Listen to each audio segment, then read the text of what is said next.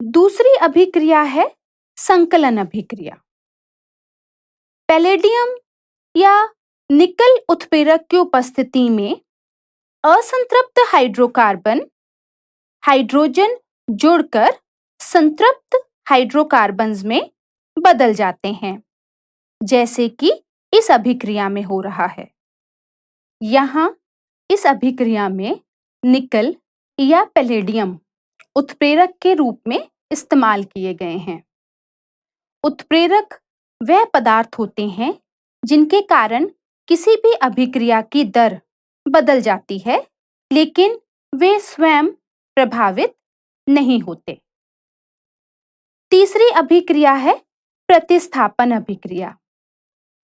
वैसे तो संतृप्त हाइड्रोकार्बन अनअभिक्रियाशील होते हैं, परंतु सूर्य के प्रकाश की उपस्थिति में अति तीव्र अभिक्रिया में क्लोरीन का हाइड्रोकार्बन में संकलन होता जाता है और वह हाइड्रोजन को प्रतिस्थापित करता चलता है, जैसे कि इस अभिक्रिया में हो रहा है। मीथेन प्लस क्लोरीन सूर्य के प्रकाश की उपस्थिति में CH3Cl और HCl में बदल रहा है। यहाँ क्लोरीन एक एक करके हाइड्रोजन के परमाणुओं का प्रतिस्थापन करती है। बच्चों, अब हम साबुन और अपमार्जकों के बारे में जानेंगे।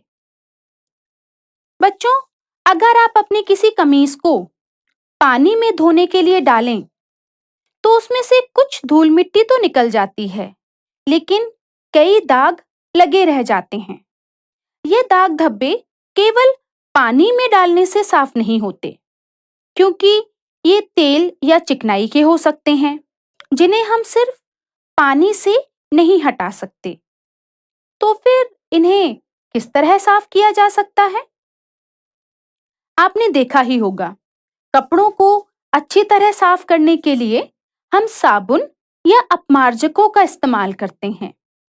साबुन और अपमार्जक, या जिन्हें हम डिटर्जेंट्स भी कहते हैं, रासायनिक रूप में एक दूसरे से अलग होते हैं, लेकिन दोनों का कार्य लगभग एक जैसा होता है। साबुन का अणु दो हिस्सों से बना होता है। इसका एक सिरा हेड यानी कि सिर और दूसरा सिरा टेल कहलाता है।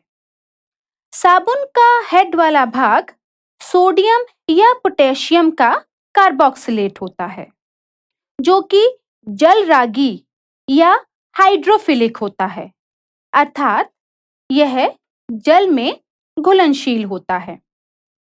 इस पर आवेश होता है, अतः यह सिरा आयनिक होता है।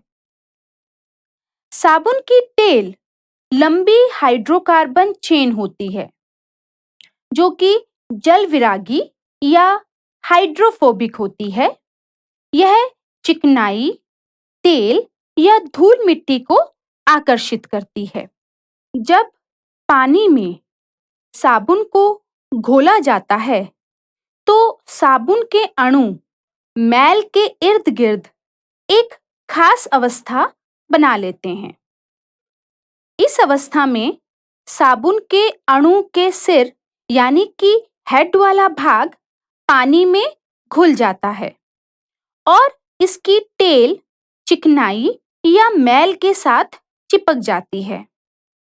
इस विशेष प्रकार के अरेंजमेंट को या इस ढांचे को मिसल कहा जाता है। यही मिसल चिकनाई से कपड़े को ढीला करती है, लेकिन इतना ही काफी नहीं होता। चिकनाई को कपड़ों से पूर्ण रूप से अलग करने के लिए हमें उसे यांत्रिक रूप से थोड़ा सा रगड़ना होता है। इसके लिए हम अपने हाथों से कपड़ों को रगड़ते हैं या मशीन में डालते हैं। वॉशिंग मशीन में भी कपड़े यांत्रिक रूप से रगड़े जाते हैं।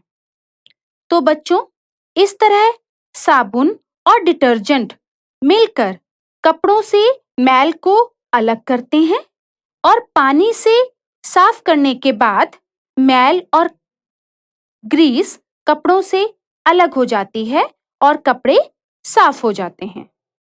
बच्चों, अब हम समजातीय श्रेणी या होमोलोगस सीरीज के बारे में जानेंगे।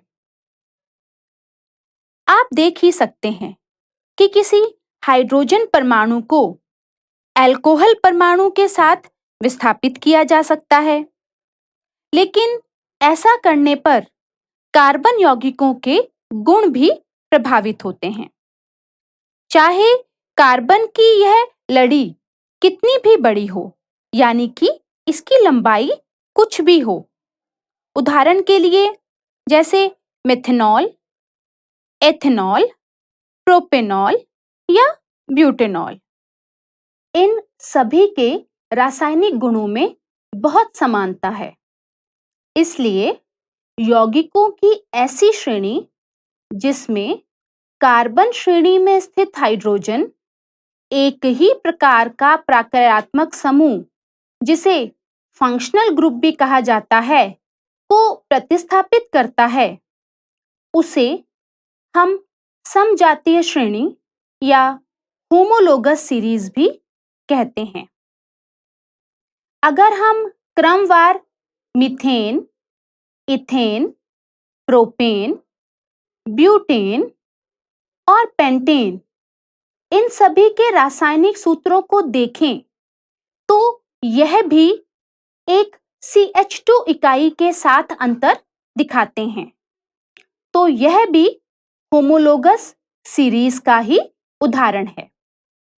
तो होमोलोगस सीरीज के यौगिकों के मध्य CH2 इकाई का अंतर होता है।